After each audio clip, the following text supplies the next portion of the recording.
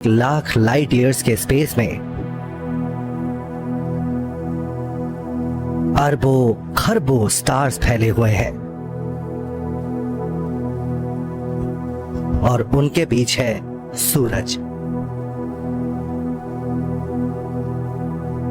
जिसका चक्कर 8 प्लैनेट्स लगा रहे हैं, जिसमें पृथ्वी भी शामिल है। हाल ही के सालों तक हमें सिर्फ इन्हीं दुनियाओं के बारे में पता था। सिर्फ यही वो प्लैनेट्स थे जहां हम पृथ्वी के आगे जीवन ढूंढने की उम्मीद कर सकते थे।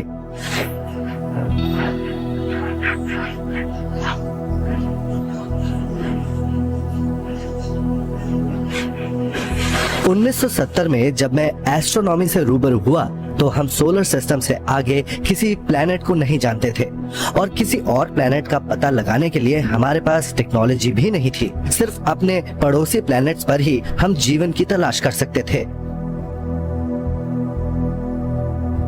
और इसीलिए जीवन की तलाश हमारे सोलर सिस्टम से शुरू हुई।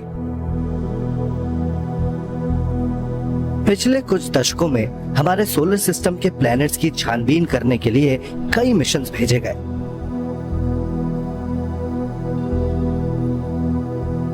और उनमें से कुछ इन प्लैनेट्स के मून्स पर भी गए।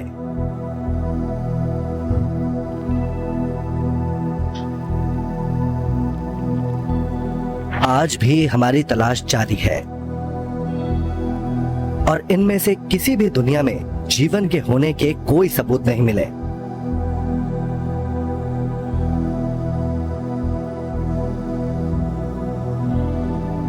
पृथ्वी अपनी तरह का इकलौता प्लेनेट रहा है जो सूरज का चक्कर लगाती जीवन से भरी इकलौती दुनिया है।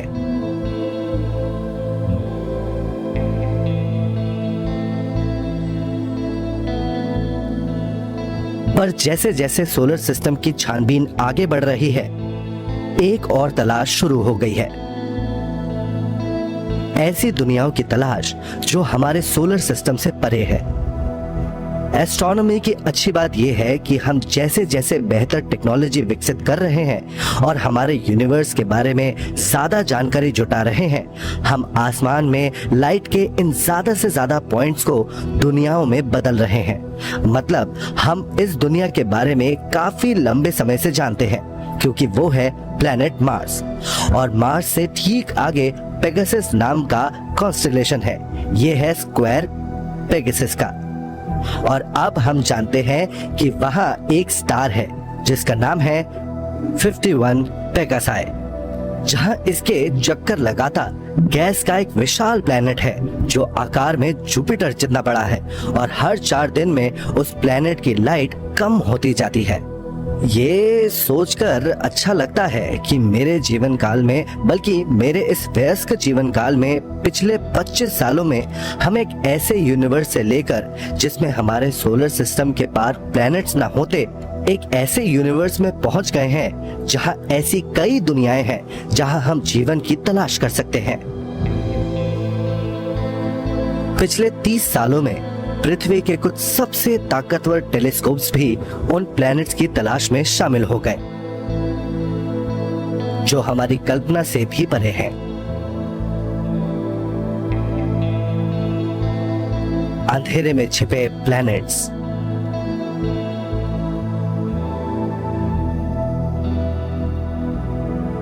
जैसे 51 पेगासाई बी, हमारे सोलर सिस्टम के बाहर पता लगने वाली पहली दुनिया जो सूरज जैसे स्टार के चक्कर लगा रही है।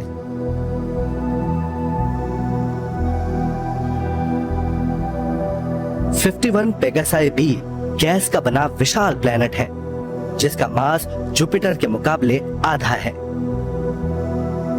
मगर ये अपने स्टार के बहुत नजदीक है। जरा सोचिए, वो दुनिया कैसी होगी? एक दुनिया जिसके आसमान में जबरदस्त आंधियां चलती हैं,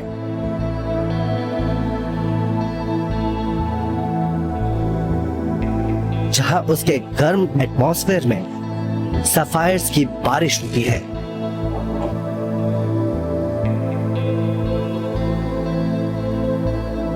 हर लिहाज से 51 पेगासाई भी एक अनजान दुनिया है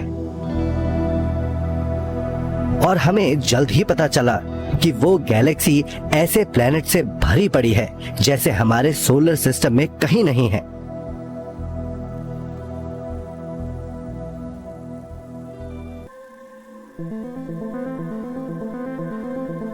जबरदस्त रेडिएशन से ढके प्लैनेट्स,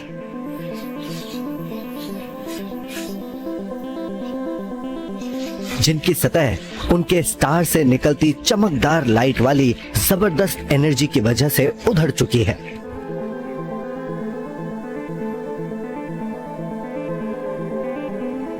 एक इतनी ठंडी दुनिया जिसका एटमॉस्फेयर जमकर ठोस हो गया है।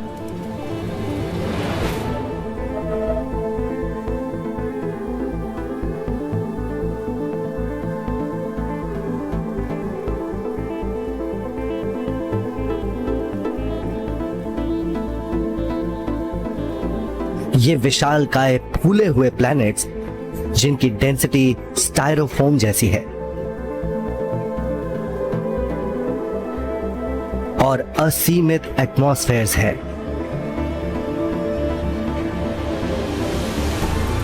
ये खोज साबित करती है कि एक तरीके से हम अकेले नहीं हैं। ऐसी और भी दुनियाएं हैं जो ढूंढे जाने के इंतजार में हैं। हमारा अनुभव है कि मिल्की वे गैलेक्सी में स्टार से ज्यादा प्लैनेट्स हैं, अरबों खरबों की तादाद में। यानी जीवन के सबूत ढूंढने के लिए अरबों खरबों जगह।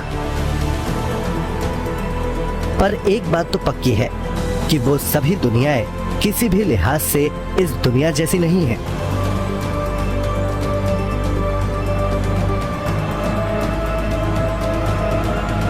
जो सबसे पहले प्लैनेट्स हमें मिले वो बहुत अजीब दिखते हैं, बहुत बड़े और अपने स्टार के इतने करीब चक्कर लगाते हैं कि किसी जीवित चीज का बचना मुमकिन नहीं है।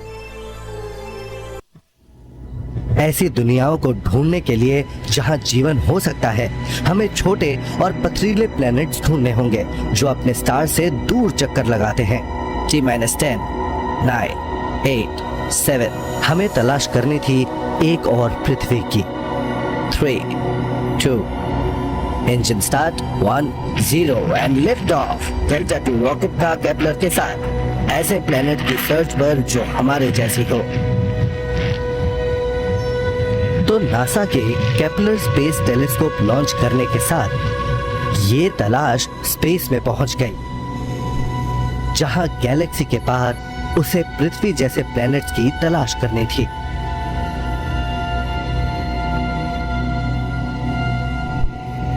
केपलर ने 15 करोड़ किलोमीटर से ज्यादा लंबा सफर तय किया।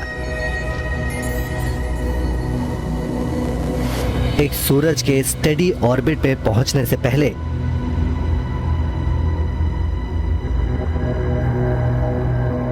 जहां से उसने सिग्नस के कॉन्स्टेलेशन से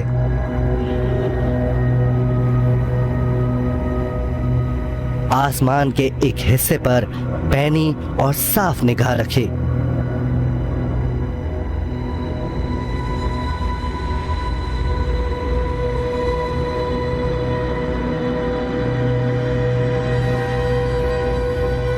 और अपने लाइट सेंसिटिव मीटर को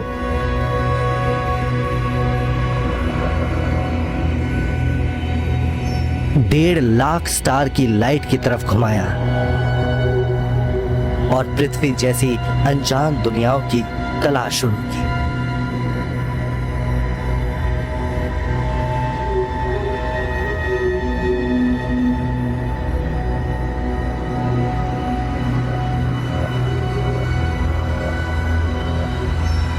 केपलर सीधे प्लैनेट का पता नहीं लगाता, वो उसके लिए बहुत छोटे हैं। अपने स्टार्स के सामने वो धूल के कण की तरह है। उनकी लाइट भी बहुत कम है, क्योंकि वो खुद की लाइट नहीं छोड़ते, इसीलिए अपने स्टार्स की रिफ्लेक्टेड एम्बियंट लाइट में उनकी चमक फीकी होती है। तो केपलर को किसी और तरीके से प्लैनेट्स का पता लगाना था। आप लाइट हाउस से निकलती हुई लाइट की बीम के सामने उड़ते किसी पतंगे की कल्पना कीजिए। अब वो मुझे नजर नहीं आएगा, लेकिन अगर मेरे पास एक सेंसिटिव डिटेक्टर हो और हर चीज एक सीध में हो तो मैं लाइट की चमक को कम होते हुए देख सकता हूँ। और केपलर भी इसी तरह प्लैनेट्स का पता लगाता है। सोचिए किसी दूर दराज सोलर सिस्टम में एक एलियन एस्ट्रोनॉमर हो जो सूरज को देख रहा हो और सब चीजें एक सीध में हो, तो उन्हें हमारे स्टार के सामने से गुजरती हुई पृथ्वी नजर आएगी और उन्हें सूरज की 1% लाइट का 100वां हिस्सा कम होते नजर आएगा। ये बहुत कम मात्रा है, लेकिन इतना काफी है। और अगर वो देखे कि रोशनी बार बार कम होती है, अगर वो स्टार की रोशनी को साल में एक बार कम होता देखे, तो वो अंदाजा लगा लेंगे कि कोई प्लेनेट इस स्टार के चक्कर लगा रहा है। अपने बेहद सेंसिटिव लाइट मीटर से केपलर पिक्सेल्स में बार बार कम होती लाइट को ही देखता है, जो बहुत कम जानकारी है। मगर इतनी कम जानकारी से एस्ट्रोनॉमर्स उन दुनियाओं का अंदाजा लगा सकते हैं जिनकी वजह से उन स्टार्स की रोशनी कम होती है। वो दुनियाएं जो शायद किसी महीने में हमारी दुनिया की तरह हो सकती हैं।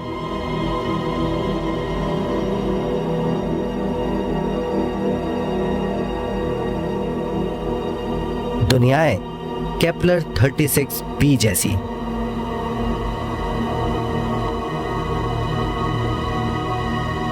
ये प्लैनेट केपलर की सबसे शुरुआती खोज में से एक था।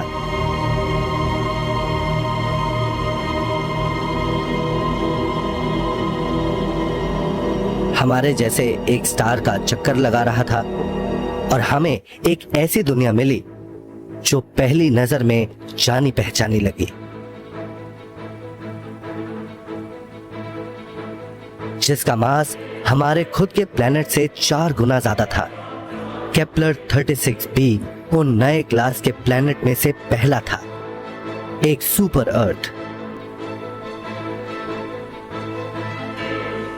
केपलर का डेटा हमें सिर्फ ये नहीं बताता है कि एक प्लैनेट उस स्टार का चक्कर लगा रहा है, बल्कि वो हमें उन प्लैनेट्स की खूबियां बताने लायक बनाता है।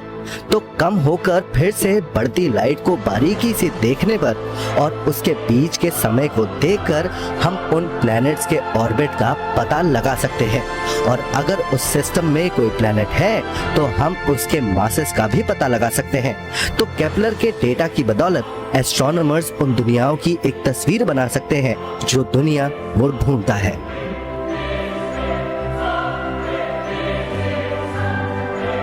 पर केपलर 36b की हमारी तस्वीर जितनी साफ होती गई, ये सुपर अर्थ पृथ्वी जैसी उतनी ही कम लगने लगी।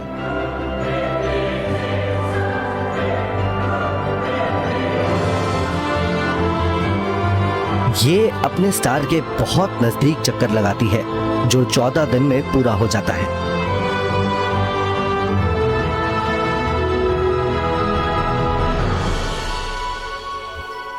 और इसका एक साथी भी है।